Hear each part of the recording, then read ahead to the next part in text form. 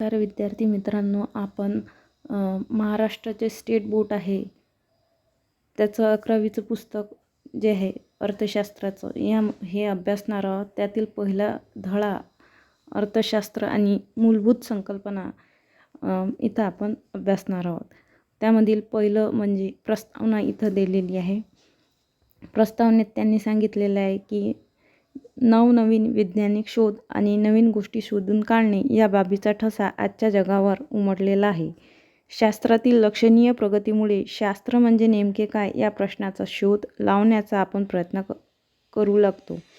शास्त्र एक पद्धतशीर मांडणीची ज्ञात शाखा आहे. शास्त्राचे मुख्य 2 प्रकार आहेत. ते म्हणजे एक नैसर्गिक शास्त्र, दुसरं म्हणजे सामाजिक शास्त्र.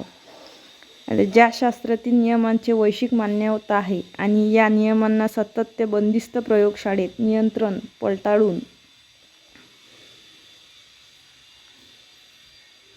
पाहता येतात अशा शास्त्राला आपण नैसर्गिक शास्त्र असं म्हणू. बघा, ज्याला आपण प्रयोगशाळेत नियंत्रणागत पडताळू शकतो अशाला आपण नैसर्गिक शास्त्र म्हणतो. आणि दुसरं म्हणजे अनुमान यावर आधारित अभ्यासामुळे त्या शास्त्राला तंतोतंत शास्त्र म्हणूनही ओळखले जाते. आता अनुमान आणि अभ्यासामुळे या शास्त्राला दुसरं शास्त्र म्हणजे आपण तंतोतंत शास्त्र म्हणूनही इथं आपण त्याला ओळखू शकतो. जसे गणित हा विषय झाला, पदार्थविज्ञान झाला, रसायनशास्त्र झाला, हे जे काय आहे नैसर्गिक शास्त्रामध्ये मोडल्या जातात. दुसरं जे आहे ते म्हणजे आपण म्हणू सामाजिक शास्त्र. तर सामाजिक शास्त्र व वर्तणूकशास्त्र किंवा अमृतशास्त्रसुद्धा असं याला म्हणतात. या शास्त्रात मानवी वागणुकीचा कोणत्या ना कोणत्या पैलूचा अभ्यास केला जातो. उदाहरणार्थ मानसशास्त्र हे जे आहे सामाजिक शास्त्रात मोडतात. मानवी शास्त्र म्हणजे मानवी मनाच्या वर्तणुकीविषयी संबंधित ज्ञान देतो आणि सामाजिक शास्त्र हे मानव समूहातील एक घटक असून त्या संदर्भात त्याचे सामाजिक घटकाबाबत ज्ञान देते. मानवी वर्तणूक ही बंदिस्त प्रयोगशाळेत तपासता येत नाही, तसेच ती नियंत्रण पद्धतीने अभ्यासता येत नाही. सामाजिक शास्त्राच्या नियमांना वैश्विक मान्यता नसते, मात्र हे नियम मानवी प्रवृत्तीच्या संदर्भात केलेली सर्वसाधारण विधाने आहेत. आता प्रस्ताविका बघितली आपण. यानंतर अर्थशास्त्राचा अर्थ बघा. 11वी स्टेट बोर्डमधून आपण आधी MPSCच्या एक्झामसाठी हे खूप महत्त्वाचं आहे की आपण 11वी स्टेट बोर्डचं अर्थशास्त्र वाचलं पाहिजे. आणि यामुळे काय होते की जे बेसिक कन्सेप्ट जे आहेत इथून क्लिअर होता आणि त्यानंतर आपण रेफरन्स बुक्समधून अभ्यास केला पाहिजे. ठीक आहे. तर बघा, अर्थशास्त्राचा अर्थ म्हणजे काय. अर्थशास्त्र हे एक सामाजिक शास्त्र आहे. जसं आता बघितलं नैसर्गिक शास्त्र असते, विज्ञान झालं, तसंच गणित झाले, हे नैसर्गिक शास्त्र आहे. मात्र अर्थशास्त्र काय आहे, सामाजिक शास्त्र आहे. त्यानंतर अर्थशास्त्र इकॉनॉमिक हा शब्द मूळ जो आहे हा ग्रीक शब्द आहे.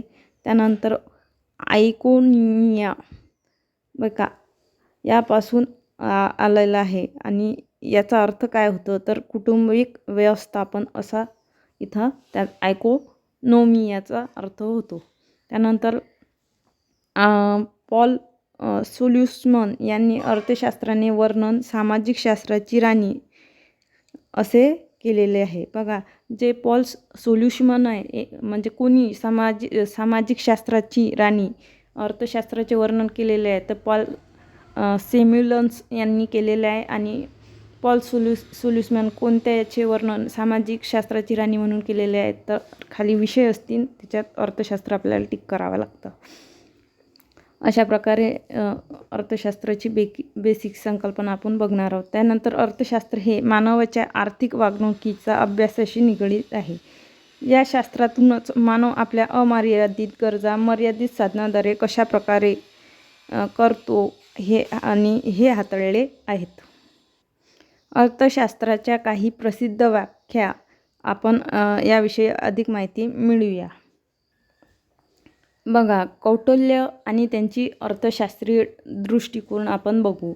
आता कौटिल्य म्हणजे हे जे आहेत चंद्रगुप्त मौर्य यांचे शिक्षक होते आणि महान चाणक्यसुद्धा यांना म्हणू शकतो आपण.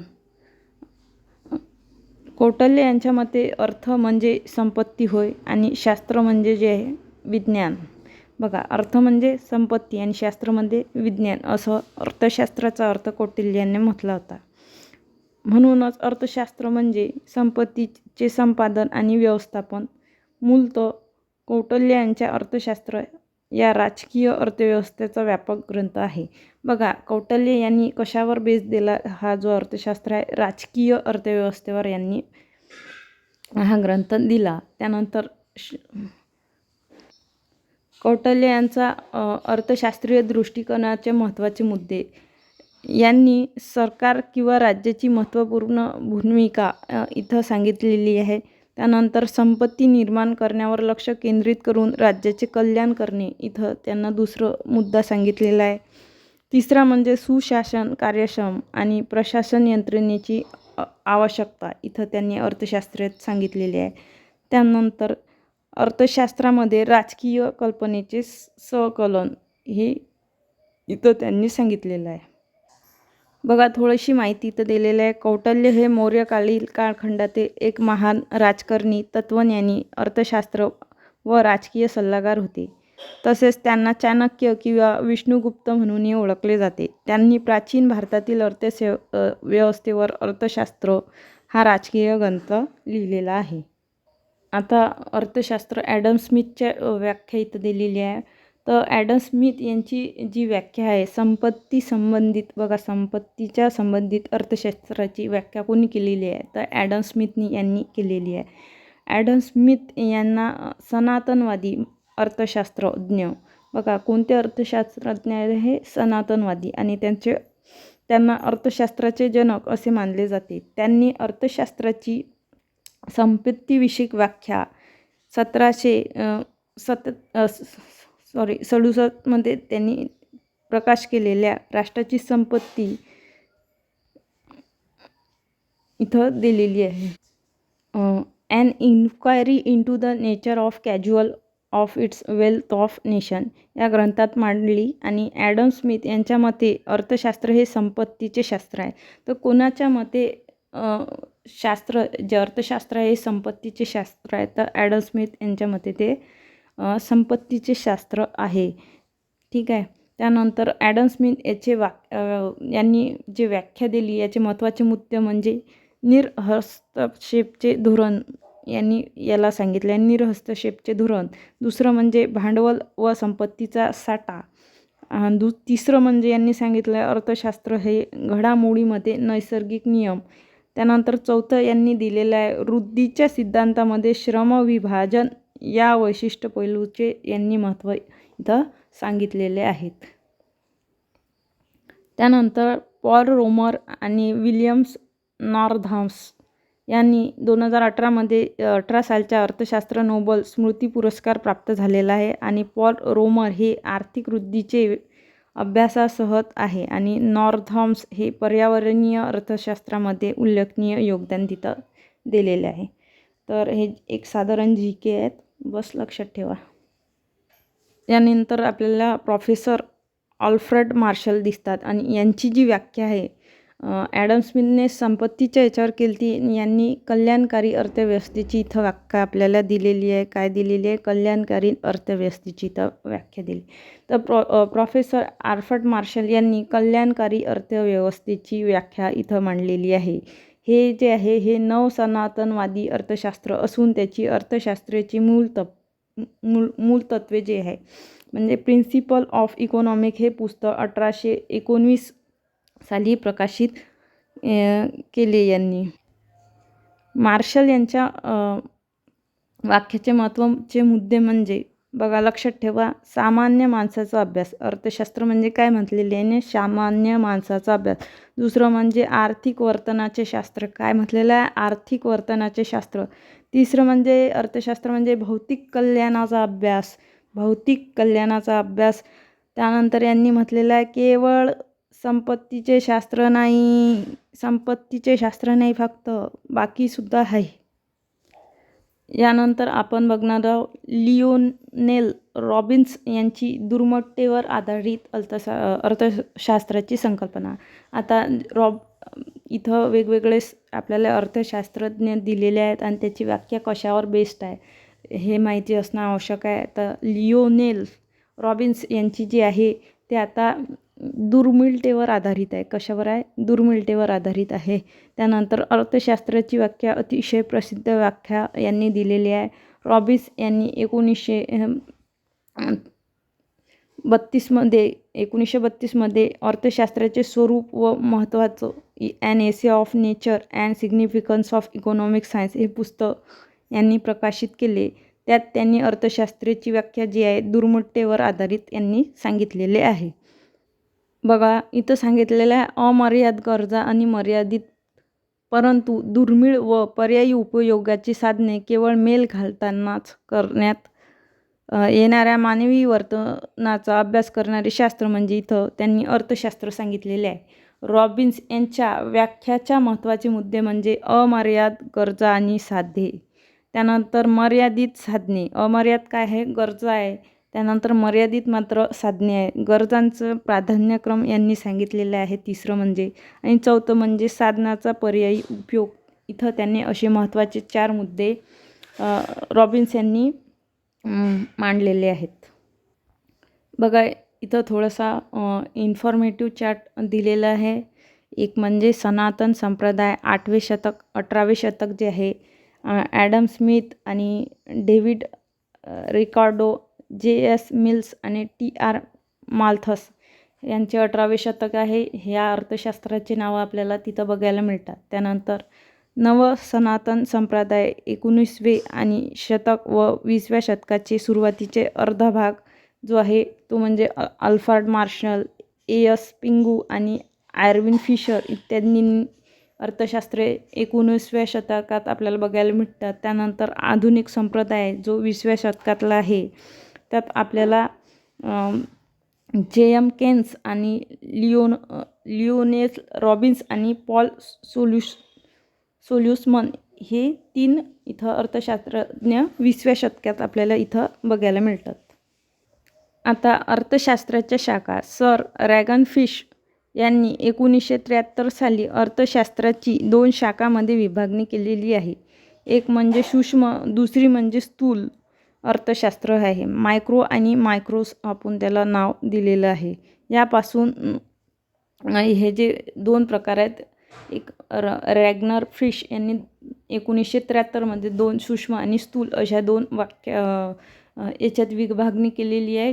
सूक्ष्म अर्थशास्त्र जे आहे आपण आता अभ्यासणार आहोत. तर सूक्ष्म म्हणजे नावातच दिलेलं आहे लहान, आणि सूक्ष्म अर्थशास्त्राच्या वैयक्तिक घटकांवर आर्थिक वर्तनाचा अभ्यास केला जातो. कुटुंब, कामगार, फर्म, उद्योग इत्यादी. केनेथ बोल्डिंग यांच्या सूक्ष्म अर्थशास्त्राची व्याख्या. आता केनेथ बोल्डिंग यांची सूक्ष्म अर्थशास्त्राची म्हणजे मायक्रो इकॉनॉमिक्सची तर त्यांनी व्याख्या दिलेली आहे.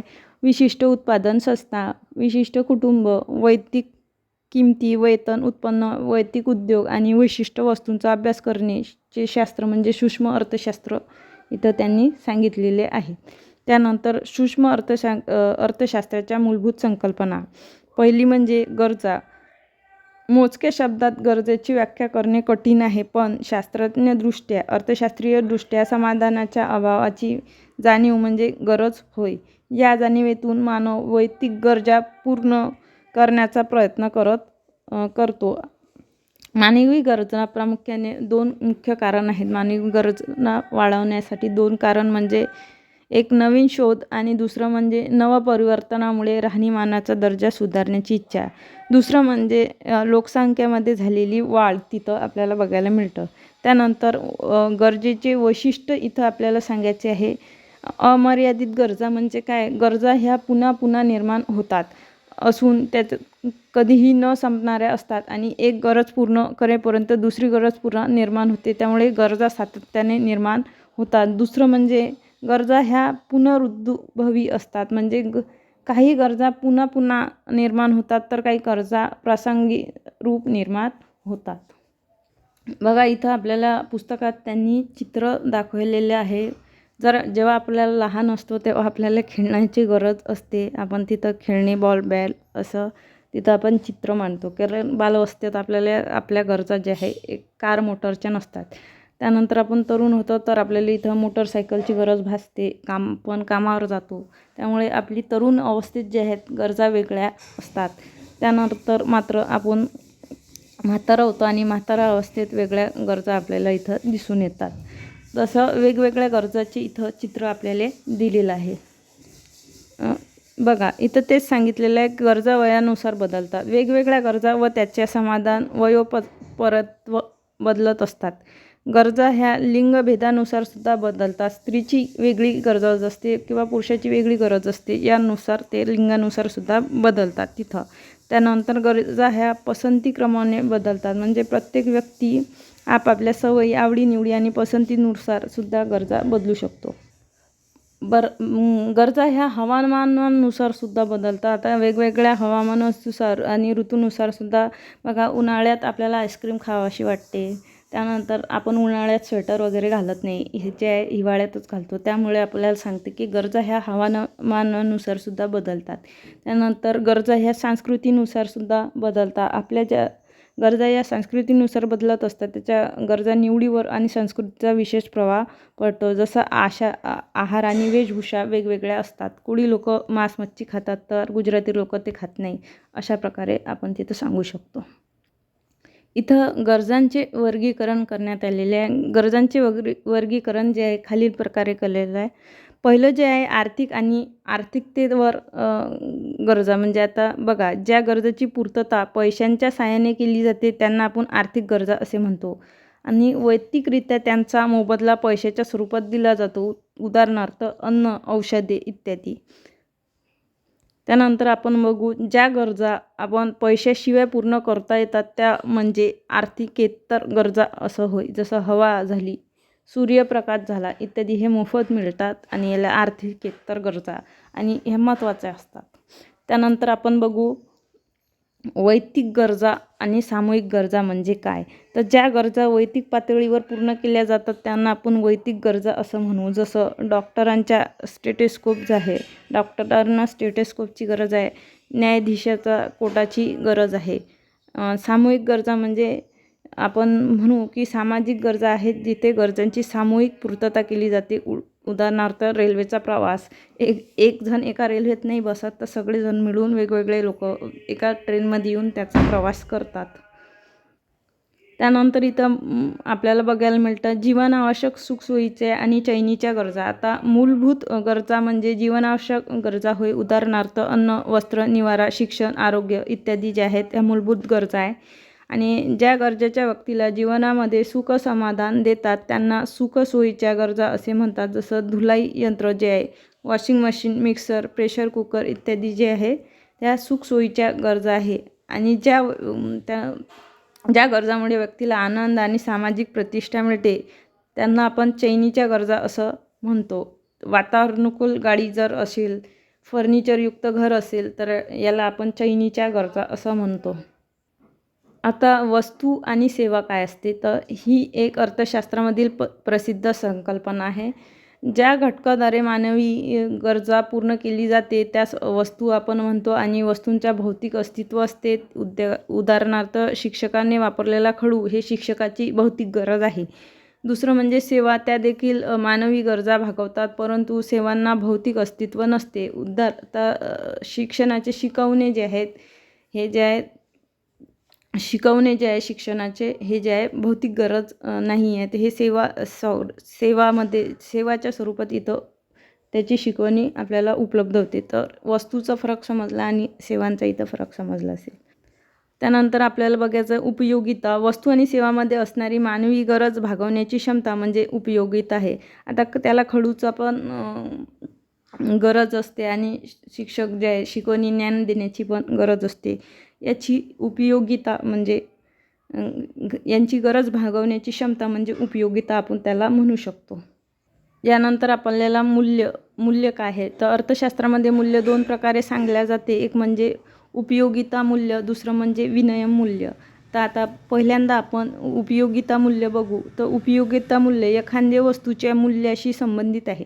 सोप्या शब्दात सांगायचे झाल्यास तर एखाद्या वस्तूची उपयोगिता म्हणजे त्या वस्तूची उपयोगिता मूल्य होय. उदाहरणार्थ कोणालाही सूर्यप्रकाशाची किंमत द्यावी लागत नाही, परंतु प्रत्येकासाठी तो आवश्यक आहे.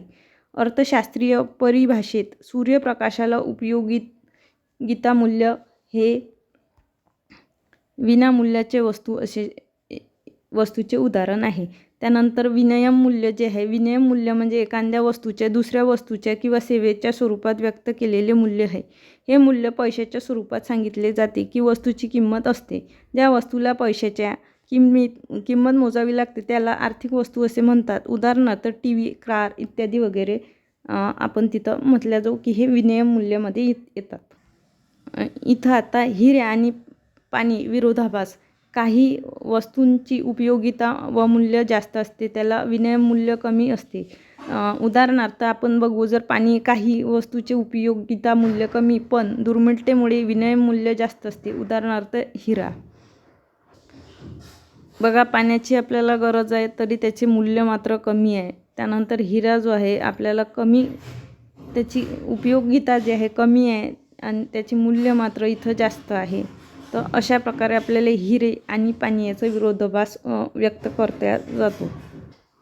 आता संपत्ती म्हणजे ज्या वस्तूला बाजारात मूल्य असते व त्याची देवाणघेवाण करता येते अशा वस्तूंना आपण संपत्ती असे म्हणतो. संपत्तीचे वैशिष्ट्य म्हणजे 4 वैशिष्ट्य इथं आपल्याला सांगितलेले आहे. एक म्हणजे उपयोगिता, दुसरी म्हणजे दुर्मिळता, तिसरं म्हणजे विनिमयता, चौथं म्हणजे मनुष्यबाह्यता. अशा 4 संपत्तीचे वैशिष्ट्य आहे. आता उपयोगिता म्हणजे काय, तर वस्तूमध्ये मानवी गरजा पूर्ण करण्याची क्षमता असणे म्हणजे उपयोगिता होय. तर उदाहरणार्थ फर्निचर आणि फ्रीज ज्याच्या घरामध्ये असले त्याची गरजा त्याच्याजवळ ती घ्यायची क्षमता आहे त्याला आपण उपयोगिता म्हणू. आता दुर्मिळता म्हणजे मागणीच्या तुलनेत वस्तूचा पुरवठा दुर्मिळ असेल तर त्याचा समावेश संपत्तीमध्ये होतो. उदाहरणार्थ सर्व आर्थिक वस्तू आणि ज्या वस्तूची किंमत मोजली जाते त्याला आपण दुर्मिळता म्हणू. आणि विनिमयता म्हणजे वस्तू विनिमयाच्या एका व्यक्तीकडून दुसऱ्या व्यक्तीकडे किंवा एका ठिकाणाहून दुसऱ्या ठिकाणी करता आली पाहिजे. ज्या वस्तूला मूर्त असतात त्याला हस्तांतर करणे एका ठिकाणाहून दुसऱ्या ठिकाणी होतं. उदाहरणार्थ वाहन, दागदागिने याला विनिमयता असं म्हणू. जी वस्तू आता बघा, विनिमयता म्हणजे जी वस्तू एका हातातून आपण दुसऱ्या हाताकडे देऊ शकतो त्याला आपण विनिमयता असं म्हणू शकतो. यानंतर मनुष्यबाह्यता. वस्तू ही केवळ मानवी शरीर बाह्य असेल तरच ती हस्तांतरित केली जाते. त्याच्या बाह्य आणि वैयक्तिक गुणधर्मांनुसार झाले पाहिजे. उदाहरणार्थ पिशवी आणि खुर्ची याला मनुष्यबाह्यता आपण म्हणू. आता इथं शॉर्टमध्ये सांगितलेलं आहे की जन्मजात मिळणाऱ्या गुणवत्तेचा समावेश संपत्तीत होत नाही. उदाहरणार्थ सौंदर्य झालं, आपण हस्तांतरित करू शकत नाही. आपला आवाज कोणाला देऊ शकत नाही. असं एका व्यक्तीकडून दुसऱ्या व्यक्तीकडे देता येत नाही. तर याचं विनिमय आपण मात्र करू शकत नाही. इथं थोडंसं त्यांनी सांगितलेलं आहे की भौतिक हस्तांतरण क्षमता म्हणजे काय. यामध्ये तर प्रत्यक्ष वस्तू एका व्यक्तीकडून दुसऱ्या व्यक्तीकडे किंवा एका ठिकाणाहून दुसऱ्या ठिकाणाकडे हस्तांतरित केले जाते. उदाहरणार्थ इथं वाहन दिलेलं आहे. त्यानंतर मालकी हस्तांतरण क्षमता. याबद्दल बदल करू शकत नाही, म्हणजे यामध्ये काही बदल करू शकत नाही, परंतु त्याची मालकीची एका हक्काचे दुसरा हक्क देऊ शकतो. उदाहरणार्थ जमीन आपण त्याचा मालक, जमिनीचा मालक जो आहे तो बदलू शकतो पण त्याची मालकी बदलू शकतो, पण मात्र ती जमीन आपण एका हातातून दुसऱ्या हातात जमीन देऊ शकत नाही. आता वैयक्तिक उत्पन्न 6 आपल्याला बघायचं आहे. व्यक्तीला त्याच्या सर्व स्रोतांकडून मिळणारा मोबदला म्हणजे वैयक्तिक उत्पन्न होय. त्यानंतर वैयक्तिक वावशक्त उत्पन्न. वैयक्तिक उत्पन्नातील असा जो भाग जो प्रत्यक्ष कर म्हणजे उत्पन्न कर, वैयक्तिक संपत्ती कर इत्यादी भरल्यानंतर उरतो त्याला आपण वैयक्तिक वावशक्त उत्पन्न असं म्हणतो. ठीक आहे. म्हणजे एखाद्याचा जर पगार 50,000 तिथं असेल तर टॅक्स जो आहे 10,000 भरावा लागत असेल तर उरले किती 40,000. तर हे 40,000 जे आहे वैयक्तिक वाव्य उत्पन्न आपण त्याला म्हणू शकतो. क्लिअर. त्यानंतर आता उत्पन्नातील खालीलप्रमाणे काही विविध प्रकार इथं सांगितलेले आहे. तर पहिला प्रकार जो आहे स्थिर उत्पन्न आहे. विशिष्ट कालावधीत स्थिर असणारे उत्पन्न म्हणजे स्थिर उत्पन्न आहे. जसं भाडे महिन्यावरी भेटतो, वेतन आपल्याला महिन्यावरी भेटतो. त्यानंतर अस्थिर उत्पन्न म्हणजे विशिष्ट कालावधीत अस्थिर असणारे उत्पन्न. उदाहरणार्थ नफा, तोटा जो आहे, इथं नफा हा धनात्मक किंवा ऋणात्मक किंवा शून्य पण असू शकते, त्याला आपण अस्थिर उत्पन्न म्हणतो. त्यानंतर पैशातील उत्पन्न म्हणजे प्राप्ती, जे उत्पन्न देशाच्या चलनात प्राप्त होते त्याला पैशातील उत्पन्न किंवा मौद्रिक उत्पन्न असे सुद्धा आपण म्हणतो. उदाहरणार्थ 5,000 उत्पन्न. यानंतर आपल्याला म्हणता येते वास्तव उत्पन्न, प्रत्यक्ष खर्च करण्याचे उत्पन्न होय. उदाहरणार्थ पैशाच्या मोबदल्यात आपल्याला मिळालेली खरेदी केलेली वस्तू. करात्मक उत्पन्न म्हणजे वैशिष्ट नियम आणि शर्तीनुसार मिळणारे उत्पन्न, खंड, मजुरी इत्यादी करात्मक उत्पन्न आपण त्याला म्हणू शकतो. त्यानंतर उर्वरित आणि शेष उत्पन्न म्हणजे उत्पन्नात घटकांना सर्व मोबदल्या दिल्यानंतर शिल्लक राहणारे उत्पन्न म्हणजे शेष उत्पन्न होय. उदाहरणार्थ नफा तिथं आपण म्हणू. अर्जित केलेले उत्पन्न म्हणजे उत्पन्न प्रक्रियेत सहभागी झाल्यानंतर मिळणाऱ्या उत्पन्नास आपण अर्जित उत्पन्न असं म्हणतो. उदाहरणार्थ खंड, वेतन, व्याज, नफा इत्यादी पासून मिळणारे उत्पन्न. आता अनअर्जित उत्पन्न म्हणजे काय, तर कोणत्याही उत्पन्नाच्या प्रक्रियेत सहभागी न होता इतर मार्गाने प्राप्त होणारे उत्पन्न म्हणजेच अनअर्जित उत्पन्न होय. उदाहरणार्थ लॉटरी अचानक खुलू शकते आणि अनपेक्षित लाभ, असं ज्याला एखाद्याला अचानक सोन्याचा अंडा मिळून जातो, असं अनअर्जित उत्पन्न त्याला आपण म्हणू. त्यानंतर आर्थिक क्रिया म्हणजे आर्थिक क्रियाचे वर्गीकरण 4 प्रकारे केले जाते, ज्यामध्ये उत्पादन, वितरण, विनिमय आणि उपभोग याचा समावेश होतो. हे 4 घटक खूपच महत्त्वाचे आहे. उत्पादन, वितरण, विनिमय आणि उपभोग. बेसिकली बघा, या चित्रावरच पूर्ण अर्थशास्त्र आहे. पहिलं म्हणजे इथं उत्पन्न आपल्याला दिसते की हे उत्पादन, इथं उत्पन्न आहे.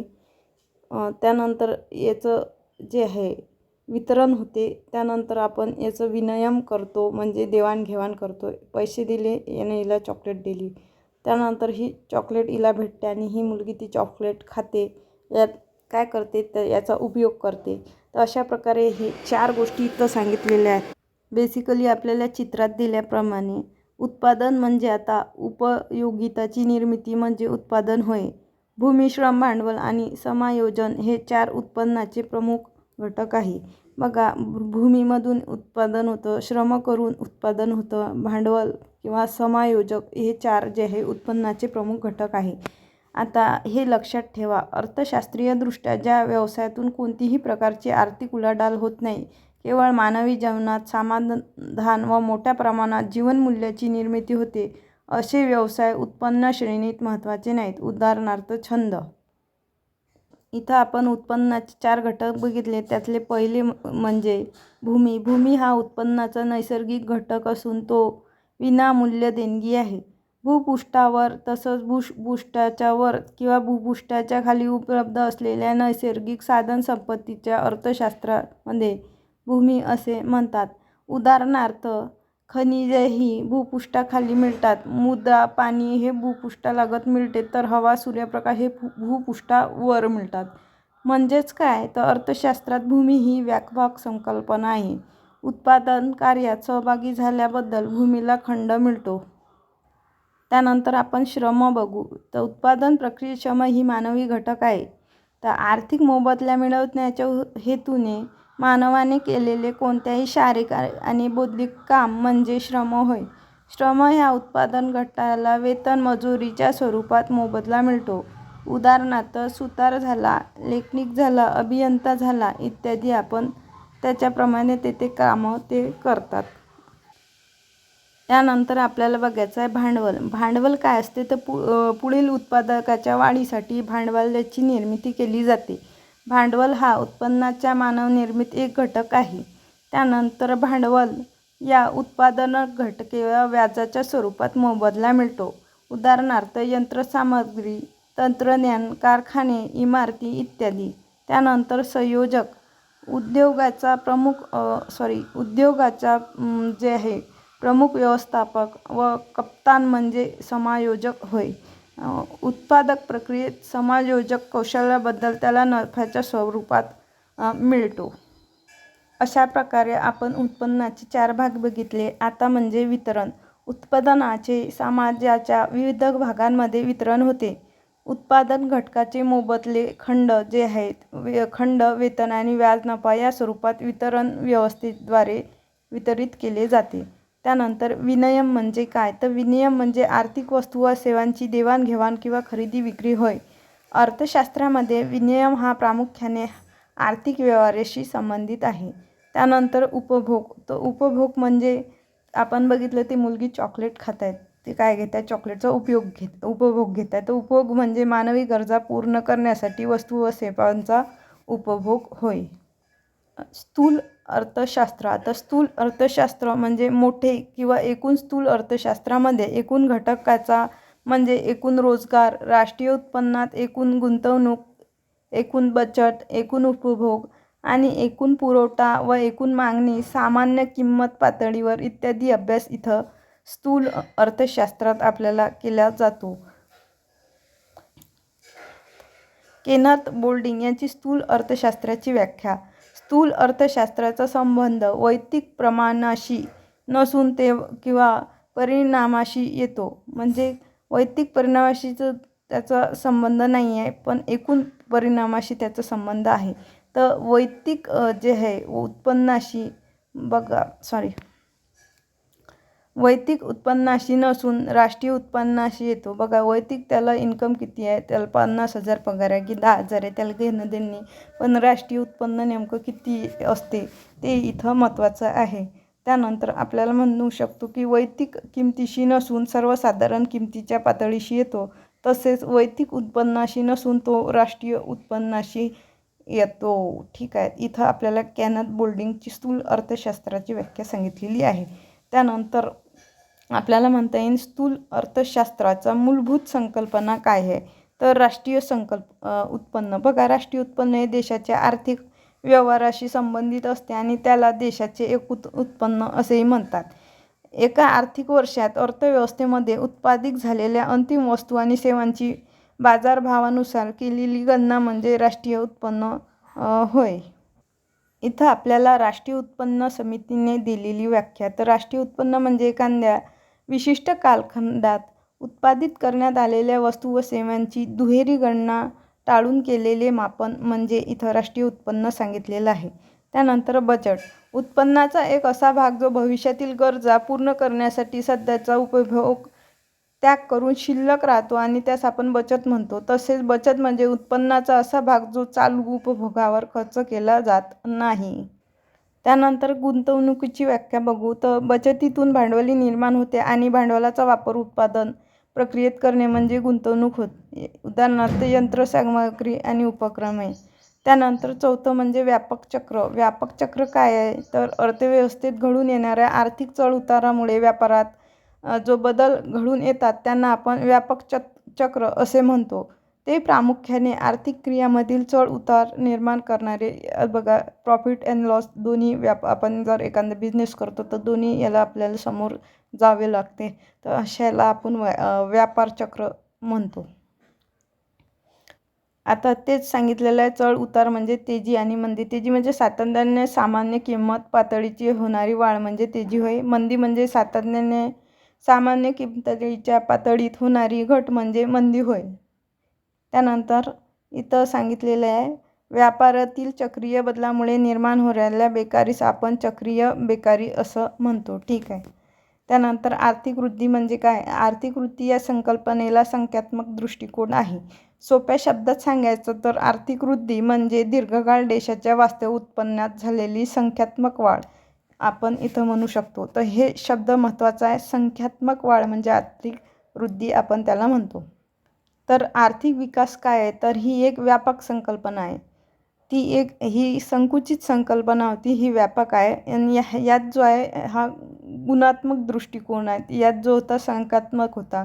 त्यानंतर आर्थिक विकास म्हणजे वृद्धीसोबतच मानवाच्या कल्याणासाठी आवश्यक असणाऱ्या घटकांमध्ये गुणात्मक बदल घडवून आणणे होय. उदाहरणार्थ शिक्षण, आरोग्य इत्यादीमध्ये सुद्धा त्याच्यात प्रगती झाली पाहिजे. यानंतर आर्थिक वृद्धी आणि आर्थिक विकास याचे फरक आपल्याला इथं दिलेला आहे.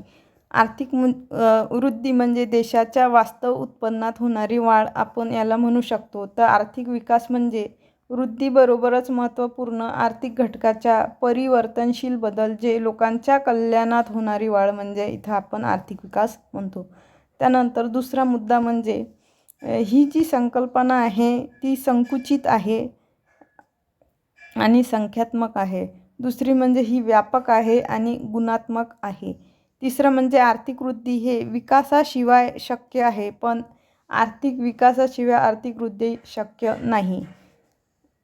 त्यानंतर आपण म्हणू चौथं म्हणजे आता ही जी संकल्पना आहे ही एकांगिक संकल्पना आहे, तर ही सर्वसमावेशक संकल्पना आपल्याला तिथं मिळते.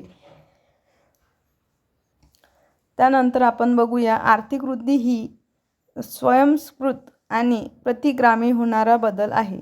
तर आर्थिक विकास हा सहेतुक व पुरोगामी होणारा बदल आहे. तर आर्थिक वृद्धी ही राष्ट्रीय उत्पन्नात व दरडोई उत्पन्नात द्वारे मोजली जाते.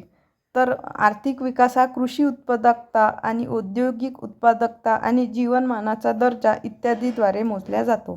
तर अशा प्रकारे आर्थिक वृद्धी आणि आर्थिक विकास आपण बघितलेला आहे.